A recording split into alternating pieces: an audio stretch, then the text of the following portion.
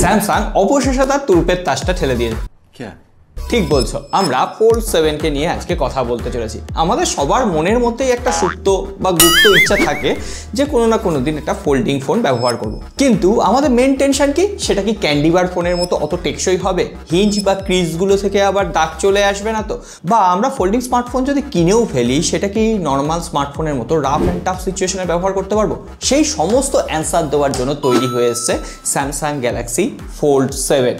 আজকে বেশ কয়েকদিন এই ফোনটা এক্সপিরিয়েন্স করার পর আমার যে এক্সপিরিয়েন্সটা হয়েছে সেটাই তোমাদের সাথে শেয়ার করব। আর তোমরা অবভিয়াসলি এই ভিডিওটা তোমার বন্ধু বা বান্ধবীদের সাথে শেয়ার করার দরকার নেই, বায়না করলে মুশকিলে পড়ে যাবে। हमको दे दीजिएगा ए विनोद, हम तुमसे ज्यादा गरीब हैं। हेलो, हम तुमसे ज्यादा गरीब हैं। চলো আগে ডিজাইন আর বিল্ড কোয়ালিটি নিয়ে কথা বলি, কারণ ফোল্ডিং ফোনের ক্ষেত্রে এটাই আমাদের কিন্তু সব থেকে টেনশনের বিষয়। প্রথমে ডিজাইন নিয়ে কি বলবো, এই ফোনটা যখনই বাক্স থেকে বার করলাম না, তখনই আমি আশ্চর্য হয়ে গেছি একটা ফোল্ডিং স্মার্টফোন কিভাবে এত হালকা আর পাতলা হতে পারে। তোমরা অনেকেই জানো আমি প্রাইমারি ডিভাইস হিসেবে S24 আলট্রা ইউজ করি। এই ফোনটার থেকেও আমার ফোল্ড হালকা আর পাতলা, তার উপরে এই ফোনটার ওজন মাত্র 217 গ্রাম, আর যখন এটা ফোল্ডিং অবস্থায় থাকে এটা মাত্র 8.9 মিলিমিটার থিকনেস। ফলে এর ফর্ম ফ্যাক্টরটা একদম নর্মাল স্মার্টফোনের মতো এক হাতে প্রিমিয়াম ফিল লাগছে। উপরন্তু যখন জিন্সের প্যান্টের পকেটে পুরবে তখনও খুব একটা কিন্তু অসুবিধা হচ্ছে না। সো যথেষ্ট কনভিনিয়েন্ট ডিজাইন। কিন্তু আমরা যদি ওভারভিউ নিয়ে কথা বলি, উপরের দিকে দেখো একটা স্পিকার রয়েছে, তারপরে সিম ট্রে রয়েছে। এখানে দুটো তোমরা সিমও লাগাতে পারবে, আবার দুটো ফিজিক্যাল সিমেরও সাপোর্ট রয়েছে, আর উপরের দিকে দুটো মাইক্রোফোন রয়েছে। তারপরে এদিকে স্যামসাংয়ের হিঞ্জ রয়েছে, হিঞ্জের কোয়ালিটির কথায় পরে আসছি।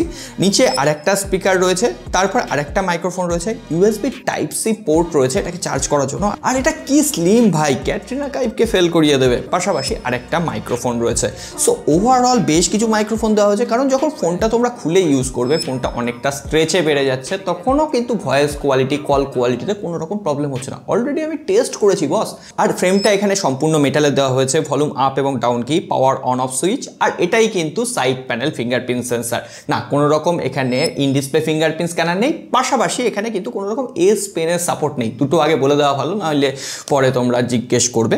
আর পেছনের ব্যাক প্যানেলে কিন্তু এখানে ভিক্টাস 2 এর প্রোটেকশন রয়েছে, অর্থাৎ rough and tough build quality. আর যে হিঞ্জ এরিয়া, এখানে আর্মার অ্যালুমিনিয়াম দেওয়া হয়েছে, ফলে এর যে build quality, construction rough and tough হয়ে গেছে। আগের জেনারেশনগুলোর মতো আর মনে হচ্ছে না যে একটু পটকালেই ভেঙে যাবে বা মরমর টটটর আওয়াজ, কিচ্ছু নেই। একদম সলিড একটা ডিজাইন। IP48 রেটিং রয়েছে, ফলে জলের মধ্যেও তোমরা অনায়াসে ব্যবহার করতে পারবে, তবে ধুলো থেকে একটু বাঁচিয়ে। আর সাবস্ক্রাইব বাটনটাকে আর বাঁচিয়ে রেখে লাভ নেই, ওটাকে মেরে ফেলো বস, কারণ এই ধরনের কন্টেন্ট শুধুমাত্র বাংলা ভাষায় আমরাই দিতে পারি। তাহলে চলো, ফোল্ডিং ফোনের জন্য মেন ক্রাইটেরিয়া কোনটা জানো তো? ডিসপ্লে। কারণ ফোল্ডিং ফোনের এই বড় ডিসপ্লেটা এক্সপিরিয়েন্স করার জন্যই তো আমাদের স্মার্টফোনটা কেনা। একদিকে ট্যাবলেট হয়ে যাবে, ভাঁজ করলে এটা স্মার্টফোন হিসেবে ব্যবহার করা যাবে। যাই হোক, এর ভেতরের যে ডিসপ্লেটা সেটা হচ্ছে 8 ইঞ্চি ডাইনামিক অ্যামোলেড 2x ডিসপ্লে। তার উপরে 120 হার্টজের রিফ্রেশ রেট রয়েছে। ফলে তোমরা যখন ইন্টারনাল ডিসপ্লেতে কোনো রকম কাজ করবে, স্মুথনেসের তো অভাব হবেই না, এমনকি ডিসপ্লের কোয়ালিটি, কালার যথেষ্ট ভালো ছিল। আমরা ইউটিউবে ভিডিও দেখেছি দুটো ডিসপ্লেতেই। আর বাইরে যে আউটার ডিসপ্লেটা, সেটা কিন্তু 6.5 ইঞ্চি 2x ডাইনামিক ডিসপ্লে, আর এটা তো 120 হার্টজের রিফ্রেশ রেট রয়েছে।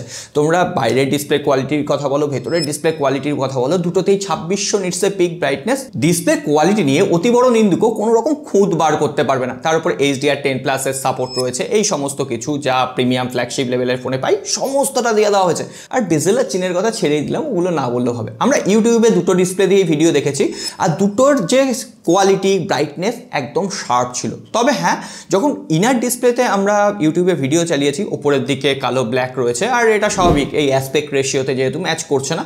সো ওভারঅল এই ইনার ডিসপ্লেতে গেমিং করার এক্সপিরিয়েন্স, ভিডিও দেখার এক্সপিরিয়েন্স চরম ভাই, চরম। আর ডুয়েল স্টিরিও স্পিকার, সেটা যথেষ্ট লাউড, ভোকাল, ট্রিপল, ইনস্ট্রুমেন্টাল যথেষ্ট ভালোভাবে ম্যানেজ করতে পারছে। মানে এটা একটা ফ্ল্যাগশিপ স্মার্টফোন বস, এইগুলো নিয়ে কথা বলার দরকারও নেই, কিন্তু আমি যেটা এক্সপিরিয়েন্স করেছি তোমাদের সাথে শেয়ার করলাম। কিন্তু যেটা নিয়ে কথা বলার দরকার রয়েছে, সেটা হচ্ছে এই ফোনটাকে পাওয়ার আপ করার জন্য কোয়ালকম স্ন্যাপড্রাগন 8 এলিট চিপসেট দেওয়া হয়েছে, মানে এই বছরের সব থেকে সেরা প্রসেসর। আর তার সাথে DDR5X RAM, UFS 4.0 storage type, মানে এর থেকে বেটার স্পেসিফিকেশন দেওয়াই যায়।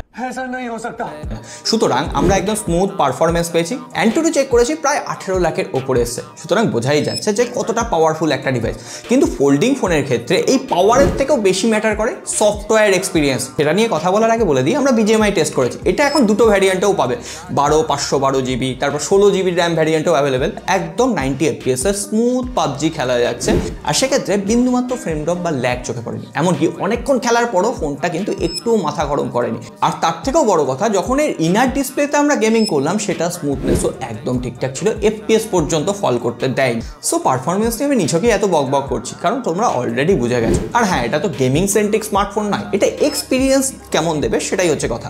এখানে out of the box Android 16 রয়েছে, তার পাশাপাশি One UI 8 এর কাস্টমাইজেশন রয়েছে, আর তার উপরে 7 বছরের অপারেটিং সিস্টেম আপডেট, সিকিউরিটি প্যাচ লেভেল আপডেট দেওয়া হবে। অর্থাৎ এটার ভবিষ্যৎ অন্তত আমার থেকে চকচকে।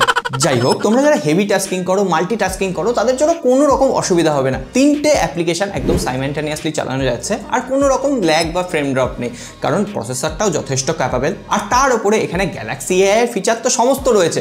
জেনারেটিভ ইমেজ করতে পারবে, জেনারেটিভ AI এর ফিচার রয়েছে, বিভিন্ন ধরনের মডেল তৈরি করতে পারবে তোমাকে দিয়ে। তার উপরে ব্যাকগ্রাউন্ডে আনওয়ান্টেড অবজেক্ট ইরেজ করতে পারবে। অ্যাকচুয়ালি আমরা One UI নিয়ে একটা ডিটেলস ভিডিও বানিয়েছি, সেটা S25 বেসে, তো তোমরা ওই ভিডিওটা দেখে নাও। সমস্ত ফিচার এতে কি কি আছে দেখতে পাবে। এতে জেমিনাইয়ের AI ফিচার রয়েছে। দেখো আমার সামনে যে জিনিসটা রয়েছে, আমি চিনতে না পারলেও আমার স্মার্টফোন কেমনভাবে চিনে নিচ্ছে। হে জেমিনাই, আমার হাতে এখন কি ধরা আছে? আপনার হাতে একটি 64 GB SanDisk ultra micro SD card রয়েছে। আর হ্যাঁ, এটাকে তোমরা বিভিন্ন কাজে, তোমরা মাল্টিমিডিয়া হতে পারে বা আমার মতো কন্টেন্ট ক্রিয়েটার হতে পারে, স্ক্রিপ্ট রাইটিংয়ের কাজে স্মার্টফোনটাকে ব্যবহার যদি করতে পারো, সত্যি বলছি এটা তোমায় যথেষ্ট ভ্যালু কিন্তু ফিরিয়ে দেবে। কিন্তু এই ফোনটার ভ্যালু কম নয়। এটার যদি বেস ভ্যারিয়েন্ট তোমরা কিনতে যাও 1,75,000 রুপি লাগবে, আর সেটা যদি অফারে পাও তাহলে 1,50,000 থেকে 60,000 টাকা। সো বুঝতেই পারছো। যাই হোক, নেটওয়ার্ক ক্যাপাসিটিতে কোনো রকম প্রবলেম নেই। 5G VNR, Wi-Fi 6 এই সমস্ত ব্যান্ডউইথ রয়েছে। এছাড়াও 13টা বা 14টা 5G ব্যান্ডের সাপোর্ট রয়েছে। এইসব নিয়ে কথা বলা নিছকই ফালতু। 4400 mAh এর ব্যাটারি রয়েছে, এটা 5000 হলে বেটার হতো। তার পাশাপাশি এখানে 25 ওয়াটের ফাস্ট চার্জার, আর এখানে 15 ওয়াটের wireless charging technology, reverse wireless charging technology রয়েছে। একবার ব্যাটারিটা ফুল চার্জ করে দিলে তোমার একদিনের ব্যাটারি ব্যাকআপ দিয়ে দিচ্ছে। এই 6.5 ঘন্টা থেকে 7 ঘন্টা তুমি হেসে খেলে স্ক্রিন অন টাইম পেয়ে যাবে, যতই ক্যামেরা ইউজ করো, যতই এর জেনারেটিভ AI ইউজ করো। ব্যাটারি যে অপটিমাইজেশন সেটা যথেষ্ট ভালোভাবে করা হয়েছে। কিন্তু আমরা বরাবর অভিযোগ করেছি ফোল্ডিং স্মার্টফোনের ক্ষেত্রে ক্যামেরা অত ভালো হয় না, কিন্তু স্যামসাং এবার সেই ধারণাটাকেই চেঞ্জ করে দিয়েছে। 200 মেগাপিক্সেলের প্রাইমারি ক্যামেরা দিয়েছে, তার পাশাপাশি 12 মেগাপিক্সেলের আল্ট্রা ওয়াইড অ্যাঙ্গেল লেন্স, আর 10 মেগাপিক্সেলের একটা 3x টেলিফটো সেন্সার। আমরা বেশ কিছু ছবি তুলেছি। আমার S24 আল্ট্রা দিয়ে এটার কম্পারিজনও করবো, তার জন্য একটু ওয়েট করে যাও। সাবস্ক্রাইব না করা থাকলে এখনই করে রাখো বস, কাজে আসবে। যাই হোক, ছবিগুলো দেখো, যখন পোর্ট্রেট মোডে তুলেছি একদম ক্রিস্প আসছে, এমনকি চুলের ওখানে যে ব্লার এফেক্টটা সেটাও একদম 100% পারফেক্ট দিয়েছে। Exposure control, lighting effect, low light effect সমস্ত কিছু বেটারভাবে মেনটেন করতে পারছে। কোথাওই খুব একটা খুদ ধরার জায়গা নেই। 8K ভিডিও সাপোর্ট রয়েছে, তবে 4K 60 FPS সব থেকে সুইটেবল স্পট। আর তাছাড়া এর যে সেলফি ক্যামেরা, সেখানেও দুটো সেলফি ক্যামেরা, আউটার ডিসপ্লেতে, ইনার ডিসপ্লেতে 10 মেগাপিক্সেল দেওয়া হয়েছে। কিন্তু এখানে কোনো রকম সেলফি ক্যামেরা দরকারই ছিল না, কারণ ব্যাক ক্যামেরা সুইচ করে এখানে ভিডিও তুলতে পারবে, ফটো তুলতে পারবে, এমনকি ব্যাকগ্রাউন্ড ব্লার করে ভিডিও এফেক্টেরও সুবিধা রয়েছে। সুতরাং একদম স্যামসাংয়ের S25 আল্ট্রার ক্যামেরা সেটআপটাকেই তুলে এখানে বসিয়ে দেওয়া হয়েছে। S25 আল্ট্রার রিভিউটা ঠিক মিস করে গেছে, তাই না? আই বাটনে লিঙ্ক থাকলো, একবার পারলে দেখে এসো। পাশাপাশি এখানে লগ ভিডিও শ্যুট করারও অপশন রয়েছে, অর্থাৎ একদম প্রফেশনাল ক্যামেরা হিসেবেই তোমরা এটাকে ব্যবহার করতে পারবে। সো এই হচ্ছে আমাদের ওভারঅল স্যামসাং গ্যালাক্সি Fold 7। তো তোমরাই বলো এবার হালকা পাতলা এই Fold 7কে তোমাদের কেমন লাগলো? মানছি এই ফোনটা সকলের জন্য নয়, সবাই অ্যাফোর্ড করতে পারবে না, কিন্তু আমি একবার বলবো গ্যালাক্সি স্টোরে গিয়ে একবার হাতে নিয়ে ফোনটাকে এক্সপিরিয়েন্স করো। নতুন ফিউচার টেকনোলজি সম্পর্কে জানতে গেলে এই ফোনটা তার সব থেকে সেরা উদাহরণ। সো আজকের কথা বলাচ্ছি না, সকলে ভালো থেকো, সুস্থ থেকো, আর বাংলায় এই ধরনের এক্সক্লুসিভ ভিডিও দেখার জন্য লাইক আর সাবস্ক্রাইব করে ফেলো। দেখা হবে আগামী পর্বে।